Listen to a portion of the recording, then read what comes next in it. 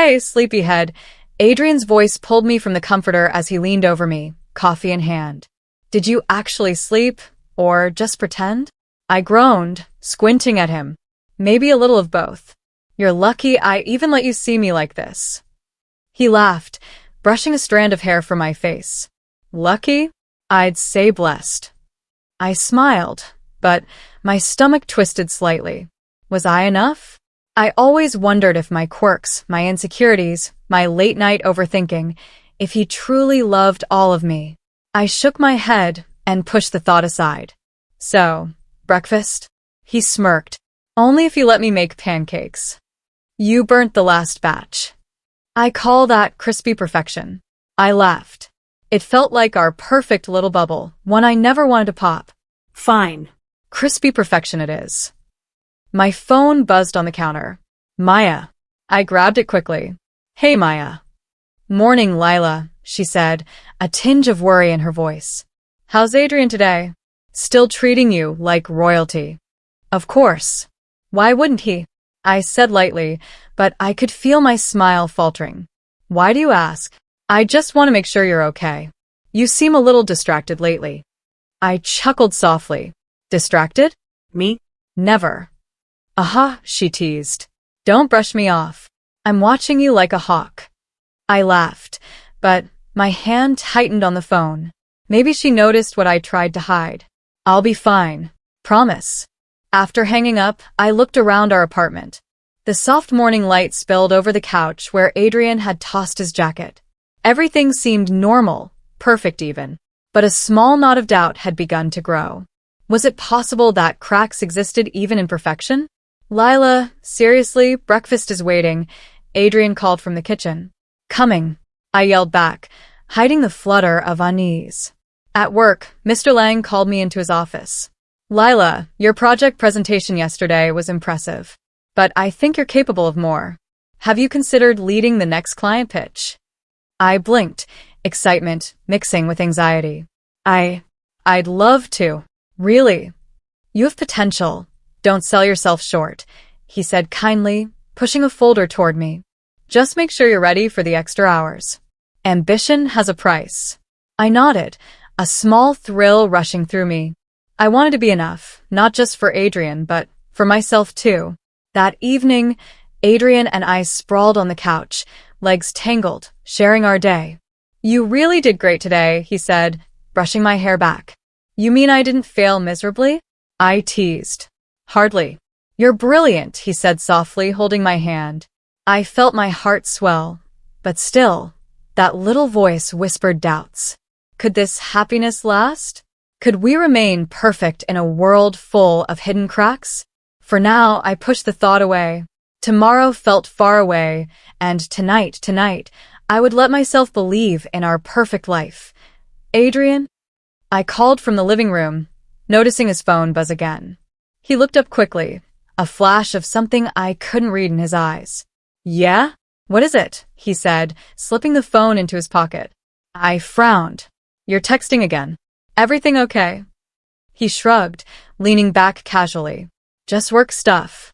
Nothing to worry about. I forced a smile, but the knot in my stomach tightened. It just seems secretive. Like you're hiding something. Hiding? Lila, come on. That's paranoid. His tone was light, but I felt a sharp edge beneath it. I pressed on, my voice trembling slightly. You've been staying late a lot too. I barely see you anymore. Did I do something wrong? Do something wrong? No. I just have extra projects. You know I have to keep my career moving. I nodded, swallowing my frustration. Yeah, I get that. I miss you. He smiled, warm but fleeting. I miss you too. Really? Don't overthink. Overthink. That word replayed in my head long after he left for work. Why did I feel like he was lying? My mind spun, imagining every possibility. Maybe it was nothing, but maybe it was everything. I grabbed my phone and called Maya. Hey, can we meet? I asked quickly. Of course, she said, concern in her voice. Is everything okay? I don't know. I admitted. Something feels off with Adrian. He's secretive, distant. I can't shake it. Maya's voice softened. Lila, you can't ignore red flags. Trust your instincts. You deserve honesty, not excuses. I know, I whispered. But what if I'm overreacting? I don't want to ruin things for nothing. That's the problem, she said firmly. You'll never know until you face it. And if it's worse than you think, you need to protect yourself. Her words made my chest tighten. Could I really confront him without knowing the truth? Could I prepare for the answer I might get? Later, when Adrian returned home, I waited, heart hammering. Hey, I said softly. Hey, Lila, he replied, dropping his bag and brushing past me. Long day. Can we talk? My voice shook. About what? He glanced at me, patience thinning. This distance between us. You've been texting, staying late, and it feels like you're hiding something. He sighed, running a hand through his hair. Lila, it's not what you think. Work's been crazy, okay? I don't have to explain every detail. I blinked back tears. It's not just work. I feel pushed out of your life. He gave a small shrug, avoiding my gaze. You're imagining things. I'm right here. Don't overthink. But I couldn't. The unease had taken root. Something in his tone, in his eyes, told me I wasn't imagining anything. My chest tightened, my mind racing with possibilities I didn't want to face. That night, I lay awake, staring at the ceiling. Why does this feel wrong? I whispered to myself. Why can't I shake it? I realized then that trust, once cracked, is fragile. And I wasn't sure if I could put it back together. I didn't mean to check his phone. I swore I wouldn't. But when Adrian left it unlocked on the kitchen counter, a flicker of suspicion I couldn't ignore took over. My hands shook as I saw the messages. Can't wait to see you tonight, face blowing a kiss from Chloe. I froze. Chloe? My Chloe? My stomach dropped. I called Maya immediately. Maya, it's Chloe. She's... What? Lila, slow down, she said, alarmed. What do you mean? She's with Adrian. I saw the messages. Oh, God, she whispered. I told you not to ignore the signs. Are you okay? I don't know, I choked. I feel sick. I can't believe this. When Adrian came home, I confronted him before he even reached the door. Adrian, what is this? I waved the phone in his face. He froze. Lila, it's not what it looks like. Not what it looks like. Really? My voice shook with rage. Texting her every night? Sneaking out? You've been lying to me. He stepped back, hands raised. I didn't mean for it to happen like this. You didn't mean for it to happen? I yelled. You're with her, Adrian? Chloe. My friend. How could you? He flinched. Lila, Save it. I cut him off, tears blinding me.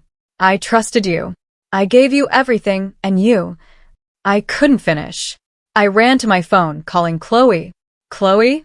Where are you? I demanded when she answered. Lila. Her voice was light, too light. What's wrong? What's wrong, me? I seethed. I saw the messages. You're with Adrian? You're lying to me? There was a pause. Lila, it's complicated. Complicated? I laughed bitterly through tears. Complicated? You're my best friend, Chloe. You're supposed to care about me, not do this behind my back. I didn't plan for it to happen, she said quietly. I didn't mean. You didn't mean? Didn't mean to betray me? Didn't mean to destroy everything we had. I shouted. My hands shook, my chest felt like it would burst. I'm sorry, she whispered, but it was too hollow to touch me. I trusted you, I said, voice breaking. I trusted both of you. And you. I couldn't even look at Adrian anymore. My heart pounded, every beat screaming betrayal. He tried to step closer. Lila, listen, please. I still love you. Don't. I shoved him back. You love her. You love her more than me. How long? How long has this been going on? He hesitated. A few months. I gasped, the room spinning. Months. Months of lies, smiles, laughter, thinking we were happy. It had all been a lie. I can't believe I didn't see it, I whispered to myself. I should have known. Chloe's voice was faint in my ear. Lila, please, we can talk. No, I yelled, dropping the phone. There's nothing left to talk about. You're not my friend anymore. And you, I glared at Adrian, every ounce of love I had left draining away. You're not the person I thought you were. Not ever. He looked devastated. Lila, please, I shook my head. Don't. I don't even want to hear it. I need space. I need to figure out how to even breathe after this. I ran to my room, slamming the door. My hands covered my face. My perfect world gone. Everything I thought I knew about love, friendship, and trust had shattered in an instant. I whispered to the ceiling, voice breaking. How could they do this to me? How could they? The answer didn't come. Only the cold, raw ache of betrayal. And somewhere deep inside, a small, furious spark ignited. I wasn't going to stay broken forever. I didn't answer my phone for hours. I didn't want to hear anyone, see anyone, or think about anyone. Not Adrian, not Chloe, not even Maya. But when my apartment felt emptier than the silence outside, I gave in and called her. Lila. Maya's voice was cautious. Are you okay? I laughed bitterly. Okay? No, I'm not okay. I'm falling apart, Maya. I know, she said softly. I can hear it in your voice. Do you want me to come over? I don't know if that would help, I admitted. I can't stop thinking about everything. All the smiles, all the laughter, all lies. Lila, you're not imagining this. They betrayed you. It's okay to be angry. It's okay to cry. I sank to the couch, hugging my knees. Angry doesn't even begin to cover it. And crying. I've cried so much my eyes feel empty. I can't eat. I can't sleep. Every time I close my eyes, I see them together. Chloe laughing at some joke Adrian told my Chloe. My Adrian. You're allowed to feel like this, Maya said, her voice steady. But you have to take care of yourself. Can you eat anything? I tried. I whispered. Soup. Bread. I stare at it and it tastes like ash. I keep thinking, was I not enough? Did I do something wrong? Maya, I trailed off, shaking my head. No, Lila, she said firmly. This is not your fault. You gave love, trust, everything. They made their choice. Not you. Not ever. I know you're right, I said, though my chest felt like it would cave in. But knowing doesn't make the pain go away. I feel hollow. Empty. Then let yourself feel it. Maya replied gently. Let yourself grieve. Cry. Scream. Just don't give up on yourself. I closed my eyes, listening to her words. Part of me wanted to scream, to break something, to make the anger match the ache inside. I can't stop replaying everything, I admitted. Every smile, every I love you, every late-night conversation. All of it a lie. I know, she whispered. I wish I could take it away for you. But I can't. I can only be here. And I sniffled, gripping my phone. I don't know how to be here anymore. I feel like I'm disappearing, Maya. Like I was never real to them. You are real, she said firmly. Stronger than you realize. And one day, you'll see it too. But for now, let yourself be broken. Cry. Sleep. Take a break if you need to. I quit work today, I admitted. I couldn't go. I couldn't pretend I was fine while everything inside me was screaming. You did the right thing, she said softly. Focus on you.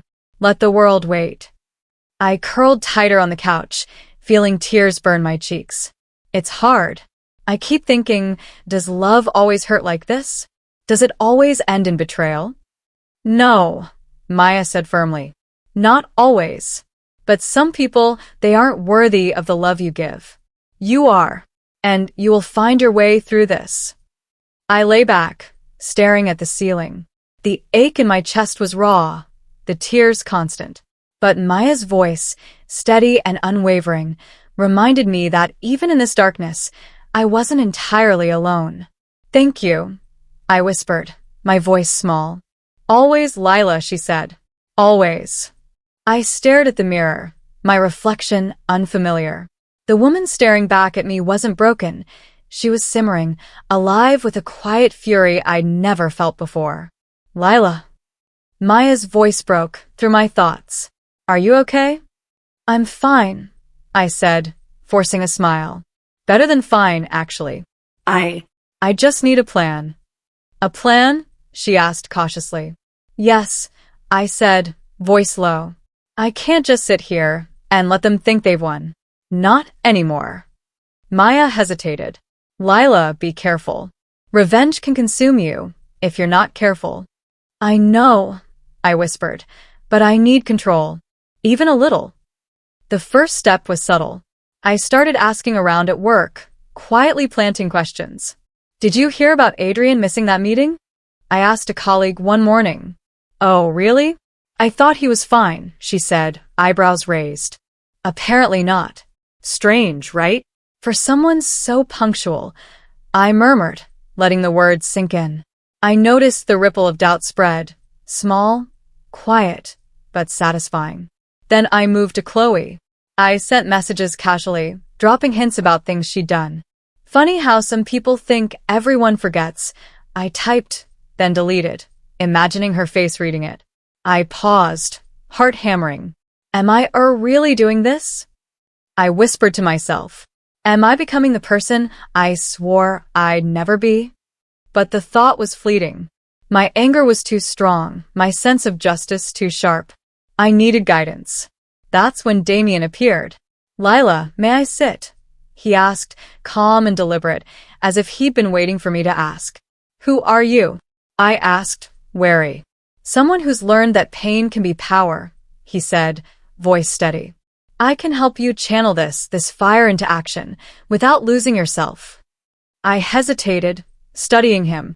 Something about his presence was reassuring, like a lighthouse guiding me through a storm. I don't know if I can, I admitted. Everyone can, he said simply. The difference is whether you choose to act or stay broken. You're not broken, Lila. You're awakening. I swallowed, nodding slowly. Okay, teach me. He smiled faintly. First, observe. Learn their weaknesses. Understand their fears. Use the truth and perception as tools, not lies. You're reclaiming your power, not losing your soul. I left his office feeling different, focused. I could feel the fire inside me, coiling tighter, sharper. That evening, I texted Maya. I think I know what I need to do now. Be careful, she warned. You're walking a fine line. I know, I said, but my voice carried certainty. This isn't about cruelty. It's about balance. About taking back what was stolen. I replayed Adrian's face when he ignored me. Chloe's smug smile as she thought she'd won. Those images, once crushing, now fueled me. I whispered to myself, almost like a vow. I won't be powerless. I won't be broken. They think they replace me, but I'm the one who will rewrite everything. The first seeds of doubt were planted. The first moves were made. And as I looked out the window, darkening sky reflecting my resolve, I knew one thing. I was no longer a victim. I was becoming something else entirely. Lila, you're actually smiling, Maya said when I walked into our favorite cafe. I am, I admitted, taking a sip of my coffee. It feels strange, like I forgot this was possible. Possible, she raised an eyebrow. Being happy. Feeling like I'm in control again, I said. I quit feeling broken. I've started rebuilding. That's good. Really good, Maya said, smiling. What's changed? Well, I started at the new job, I said, excitement creeping into my voice. They actually listen to me, respect my ideas. I feel capable. That's amazing, Lila. You deserve that, she said genuinely. And I joined a self-defense class, I added, feeling a spark of pride. It's empowering. Every time I learn a new move, I feel stronger, like I can protect myself, not just physically, but emotionally too. Maya nodded. I've noticed a difference in you. You're glowing, confident. I chuckled, brushing my hair back. It's strange. For so long I felt like Adrian and Chloe's actions defined me. Now I realize. I define me. I can't let anyone else decide my worth. Good, she said firmly. Because they're losing ground. I've heard some rumors at work. Adrian's arrogance is catching up to him. And Chloe, she's acting anxious, constantly worried she'll be found out. I smiled quietly, a small satisfaction stirring inside. Karma, huh? Maybe, Maya said teasingly. But don't forget, this isn't revenge. This is your life, your growth. Let the universe handle them. I nodded, sipping my coffee. You're right. I'm noticing things clearly now. I don't have to obsess over their failures. My focus is on me, and it feels freeing. Later that week, I practiced self-defense in the small gym near my apartment. Damien had taught me the mindset: control my fear, harness my anger, act decisively. You're doing well, the instructor said, adjusting my stance. Thanks, I said, wiping sweat from my brow. I feel stronger than I have in months. You should, he replied. Confidence comes from knowing you can handle yourself. That extends to life outside the gym too. I nodded, thinking of Adrian's smirk, Chloe's worried glances. I didn't need to act on it yet, but knowing I could, that made all the difference. That evening, I met friends I hadn't seen in weeks. Laughter filled the air, and I realized how much I'd missed connection. Maya, I forgot how much people matter, I said quietly. People matter, she agreed. And right now, your people are here to lift you, not tear you down. Keep building that life. I looked at myself in the mirror later, brushing my hair back. The reflection staring back was steady, determined. Not perfect, not untouched by pain, but undeniably mine. I whispered to myself, I am stronger. I am independent. I am enough. And for the first time since the betrayal, I felt hope. Hope that I could move forward, not because Adrian and Chloe failed, but because I refused to let them define me. I was reclaiming my life, one small victory at a time. I saw the first ripple of karma the day Adrian flinched in a meeting. Adrian, your report was late again, his boss snapped. We can't rely on you if deadlines aren't met. I leaned against a nearby pillar, hidden from view, heart hammering. Part of me wanted to smile. Another part wanted to run away from the satisfaction clawing at me. Damien's voice echoed in my memory. Watch carefully, Lila. Let life show its justice before you act. Later, I met him at the cafe. I saw him today, I said, stirring my coffee. He looked small, humiliated. You're conflicted, Damien said. Your emotions are telling you to escalate, but your mind knows restraint is stronger. I don't know if I can, I admitted. It feels satisfying. I want to see Chloe squirm too. I want them to know what betrayal costs. And they will, he said calmly. But sometimes letting the universe handle it is the true power move. Observe. Learn. Let your patience strengthen you. I nodded, trying to swallow the bitterness twisting my stomach. The next day, I watched Chloe's smile falter when her so-called friends ignored her at lunch. She tried to join conversations, but their eyes slid away. A whisper of gossip reached me, her insecurities exposed. I whispered to myself, so fragile. All that arrogance, undone by her own mistakes. Later that evening, I passed by Adrian's old apartment. A moving van blocked the street. Curious, I stepped closer.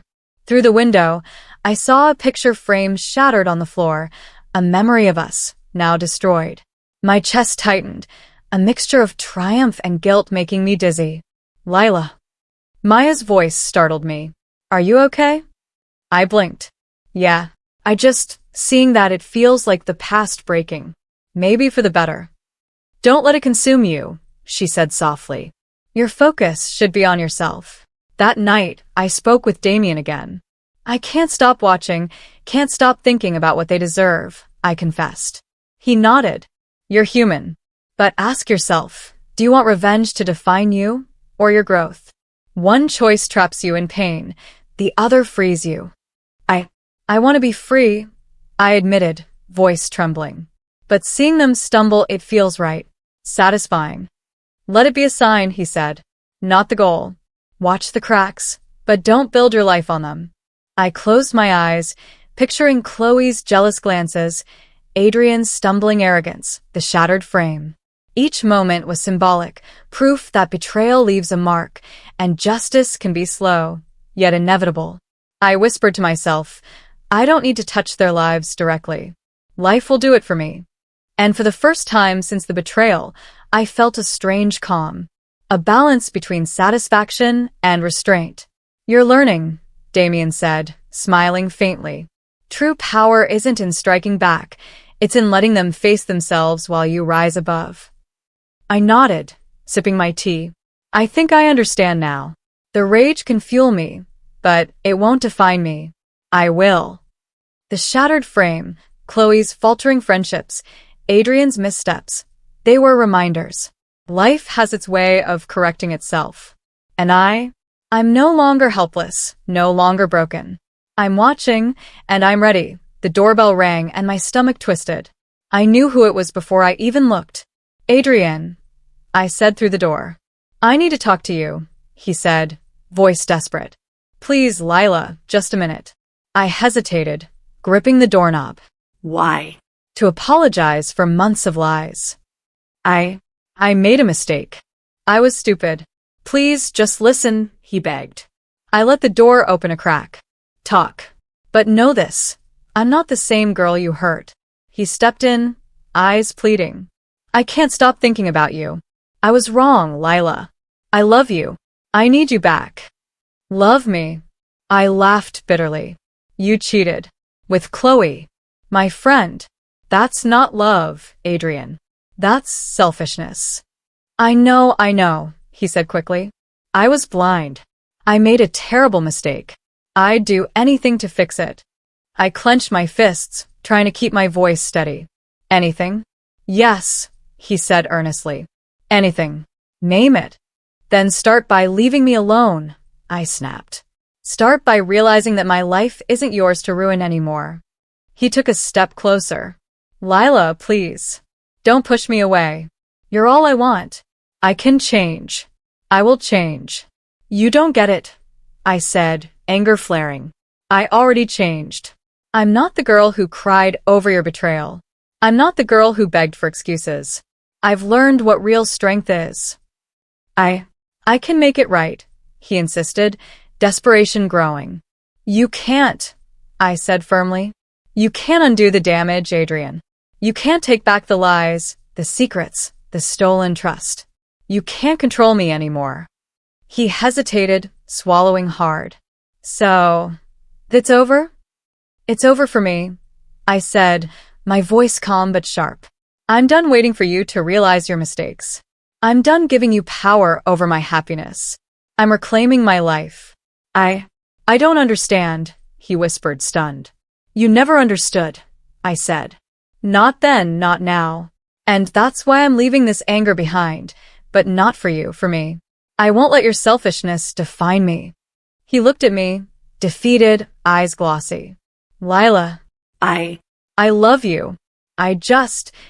Don't, I interrupted. Love isn't what you showed me. Don't confuse guilt with devotion. Don't confuse pain with hope. I won't fall for it again. The tension hung heavy in the room, my chest heaving. I realized something. My anger had a purpose, but it wouldn't chain me anymore.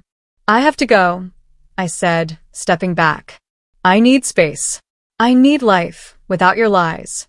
That's the only way I can heal. He nodded silently, finally accepting the boundary I'd drawn.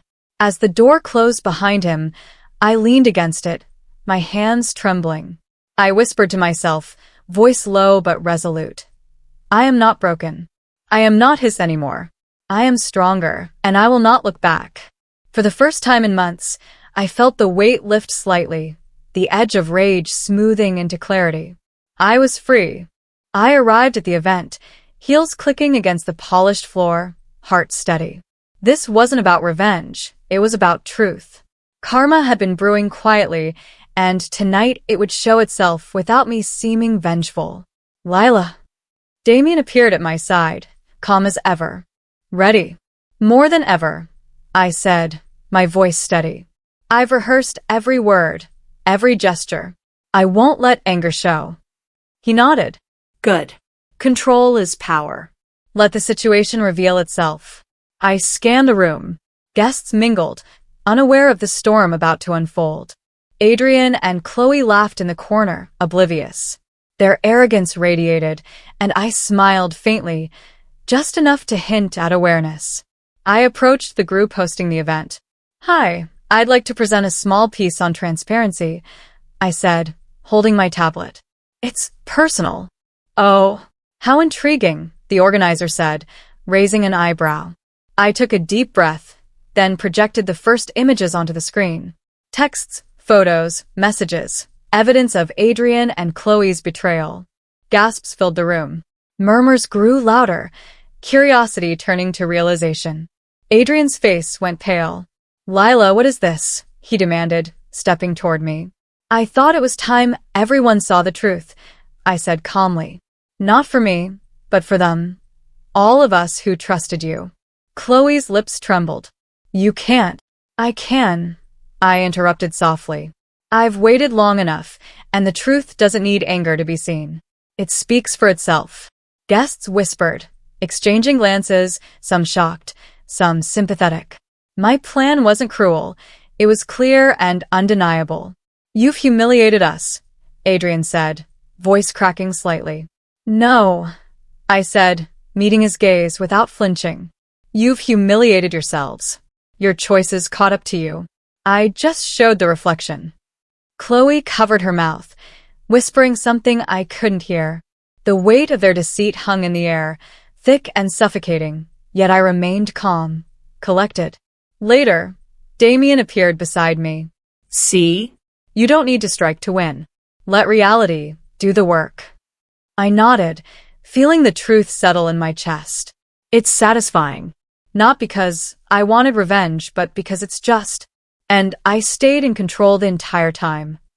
I glanced around. Friends approached, expressing support. Maya hugged me tightly. You handled this beautifully, she whispered. I did, I said, the words strange but comforting. I didn't yell, I didn't scream, I didn't let anger take me. I just let life do the work. Adrian and Chloe retreated, murmuring apologies no one listened to. Their arrogance and pride shattered publicly, and the social consequences were immediate. I felt a quiet shift inside me. The rage that had driven me to plan and observe had transformed into something steady, empowerment. I realized that control over my life, over my emotions, was far more satisfying than any momentary triumph over them. Lila, Damien said, placing a hand on my shoulder. This is more than closure. This is growth. You've reclaimed your world without losing yourself. Yes, I whispered, letting a small, genuine smile appear. I've reclaimed everything. My strength, my dignity, my life. I walked away from the crowd, heels steady, mind clear. I didn't look back. Not because I wanted to punish them, but because I no longer needed to. The past had been exposed, and I had won in the only way that mattered, by staying true to myself. As I stepped outside into the night air, I whispered to myself, voice calm and resolute, I am not their victim. I am whole. I am stronger. I am me. And for the first time since the betrayal, I felt complete. I walked along the quiet street, night air brushing my face, feeling the weight of the past slowly lifting. The betrayal, the heartbreak, the plotting, it all felt distant now, like a storm I had survived. Lila. Damien's voice came from behind. I turned to see him leaning against the lamppost, calm as always. Hey, I said, smiling faintly. I needed to walk. Clear my head. You look different, he said. Stronger. Lighter. I feel different, I admitted. It's strange to realize I don't need revenge to feel complete. That control, peace that's mine without hurting anyone else further. That's growth, he said. You've reclaimed yourself. Now, it's about embracing the future, not lingering in the past. I nodded, looking at the empty streets. I've learned so much.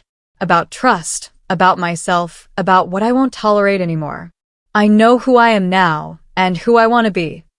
You're ready, Damien said. Ready to live for happiness, not for vindication. I think I am, I said, my voice quiet but firm. I've started seeing life differently. My work, my friends, I'm rebuilding everything for me, not as a reaction to them. Maya's words echoed in my head too. Your people are here to lift you, not tear you down. I smiled thinking of her. I want to travel again, I said aloud, surprising myself. See places I've only dreamed of. Learn new skills. Meet people who inspire me, not drain me. Sounds like a plan, Damien said, nodding. And you'll find that happiness often grows from these choices. Intentional, thoughtful, free of resentment. I took a deep breath, feeling the cold air fill my lungs. It's funny. I used to think being strong meant being angry, holding grudges. But it's not. Strength is in walking away, in choosing peace, in trusting yourself to be enough. Exactly, he said. You've proven it. You faced betrayal, heartbreak, temptation, and you came out whole. I came out, I repeated, savoring the words. Whole. That's a strange feeling. Powerful, but calm. I can feel my own heartbeat, my own decisions guiding me. You've earned it, Damien said softly. And now, it's yours to nurture. Don't waste it on what no longer serves you. I won't, I said. I'll let life move on. I'll move on with it. Adrian and Chloe, they're no longer part of my world. My energy belongs to me, my choices, my future. He smiled faintly. And one day, you'll look back and realize you didn't just survive, you thrived. I hope so, I whispered. Because I want to live fully, without fear, without bitterness. I want joy, Lila style, authentic, deliberate mine. Then go, he said gently. Step forward without looking back. Your silence, your strength, it's the ultimate freedom. I looked ahead, the city lights shimmering, feeling the truth of his words settle in me. I didn't need applause, acknowledgement, or revenge. I only needed myself, whole and steady. Thank you, Damien, I said quietly, meaning it. Always, he said, and then he was gone, leaving me with the night, the cool air, and my own heartbeat. I whispered to myself, voice steady and calm. I am strong. I am free. I am ready. And for the first time, I truly believed it. The morning sun filtered through the cafe window, warming my face as I sipped my coffee. For the first time in months, I didn't feel the shadow of the past pressing down. Good morning, Lila, the barista greeted, smiling. The usual? Please, I said, smiling back. Small routines felt comforting now, grounding me in a world I had rebuilt for myself. Maya slid into the seat across from me. You look lighter, she said. I feel lighter, I admitted. I've stopped carrying what wasn't mine to carry. The past is past. I'm choosing my own path now. Sounds like you're thriving, she said. Any exciting plans? Actually, yes, I said, leaning forward. I've started volunteering at the art center downtown. I'm teaching kids to paint, explore creativity. It feels fulfilling. That's amazing, Lila. Giving back suits you, she said. And your confidence shines. I smiled quietly. It does. I'm learning that my worth doesn't come from anyone else's opinion. I can pursue my dreams without needing validation. And I can enjoy people's company without relying on them for happiness. A man at a nearby table caught my eye, offering a gentle nod. I returned it politely, smiling. There was a quiet, unspoken connection, curious but tentative. Maya noticed. Someone new, she teased. Maybe, I said softly, shrugging. But it's not about filling a void. It's about noticing beauty, kindness, possibilities. No expectations, no dependence. Just openness. That's a healthy way to be, she said. I'm proud of you, Lila. I felt a warmth spreading in my chest. Thank you. I used to define myself by what others took from me, love, trust, respect. Now I define myself by what I build, what I create, what I nurture. The man smiled again, then returned to his book. I felt a flutter of curiosity, but didn't let it distract me. My focus was clear. Later, walking home, I passed by a small art gallery and paused. The paintings reminded me of the self I'd fought to reclaim, the strong, independent, whole version of me. I whispered softly, "I've replaced their world with my own. And it's beautiful." Maya's words from weeks ago echoed. "Your people, your life, your choices, they lift you, not break you." I nodded to myself, feeling the truth of it settled deeply inside. The past, Adrian, Chloe, betrayal, it no longer held power over me. Their world could crumble if it wanted. I had nothing to do with it. My energy, my dreams, my heart belonged entirely to me. I passed a bench by the river and sat, watching the sunlight ripple across the water. A sense of peace washed over me, a quiet contentment I hadn't known I could feel. "I am enough," I whispered to the river, the breeze carrying my words gently. "I am strong. I am whole. And I am free."